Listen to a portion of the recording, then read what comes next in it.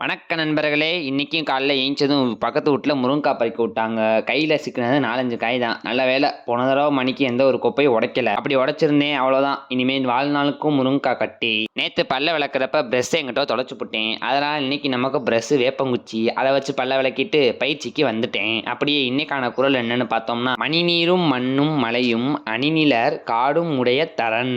என்ன சொல்ல வராங்கன்னா, மணி போல இருக்கிற நீரும், வெட்ட வெளியான நிலமும், பெரிய பெரிய மலைகளும், நிழல் தரும் காடும், இது 4ம் சேர்ந்தாதான் இயற்கையின் அரண்னு இந்த குறள்ல பதிவிடுறாங்க. போற ஒர்க் அவுட்டை முடிச்சுட்டு காலேஜுக்கு கிளம்பிட்டேன். டிரைவர் அண்ணனும் என்ன மாதிரி 90 சாங் லவர் போல. காலேஜ் போற வரைக்கும் அருமையான பாட்டை போட்டு மிரட்டிட்டாப்ல. அப்புறம் இன்னைக்கு காலேஜ்ல லேப். எல்லாரும் குரூப்பா உட்காந்து ப்ரோக்ராமை பத்தி ரொம்ப மும்முரமா டிஸ்கஸ் பண்ணிட்டு இருந்தானுங்க. நமக்கு அதை பத்தி ஒண்ணுமே புரியல. அதனால இங்கிட்டு சைஸா கலந்துட்டேன். அப்புறம் மத்தியானம் சாப்பாடை சாப்பிட்டு 4 மணியை போல கல்லூரி முடிஞ்சது வீட்டுக்கு வந்துட்டு ப்ரீ ஒர்க் அவுட்டை சாப்பிட்டு பயிற்சியில இறங்கிட்டேன். இன்னைக்கு என்னன்னே தெரியல, உடம்பு ரொம்ப டயர்டா இருந்துச்சு. அதனால கொஞ்சம் கொஞ்சமாக தான் ஒர்க் அவுட்டை போட்டேன். ஒர்க் அவுட்டை முடிக்கவே 2:30 மணி நேரம் ஆயிடுச்சு. அப்புறம் 9:30 போல தான் வந்து சாப்பிட்டு மீன் எண்ணெயை போட்டு மட்டையாயிட்டேன் நண்பர்களே. டாட்டா.